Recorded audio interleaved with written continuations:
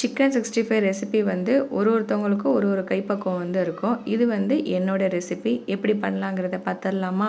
வீட்டில் இருக்கிற பொருட்களை வச்சு நம்ம மசாலா மாதிரி தயார் பண்ணிக்கலாம். அதுக்கு ஜீரகம், சோம்பு, மிளகு, பூண்டு, இஞ்சி, சின்ன வெங்காயம் இது எல்லாத்தையுமே வந்து மிக்ஸி ஜாரில் போட்டு அரைச்சிக்கோங்க.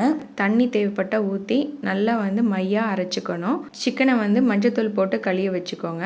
அதில் வந்து பார்த்திங்கன்னா இந்த அரைச்சி வச்ச விழுது, அதுக்கப்புறம் வந்து தயிர், மஞ்சத்தூள், சிக்கன் மசாலா வந்து சேர்த்துக்கிட்டேன். அப்புறம் தேவைக்கேற்ப உப்பு போட்டு நல்லா வந்து மிக்ஸ் பண்ணி விடுங்க. இதை வந்து தாராளமாக 1 hour வந்து ஊற விடுங்க. அப்போ தான் வந்து அந்த சிக்கனில் வந்து அந்த மசாலா நல்லா ஊறி சூப்பராக இருக்கும். அதுக்கப்புறம் பாத்திரத்தில் வந்து கொஞ்சம் நிறையாவே எண்ணெய் ஊற்றி இவங்க எல்லாத்தையுமே வந்து பொரிச்சு எடுங்க. இங்கிட்ட 2 நிமிஷம் அங்கிட்ட 2 நிமிஷம்னு இவங்களை வந்து திருப்பி போட்டு நல்லா புரட்டி விடுங்க.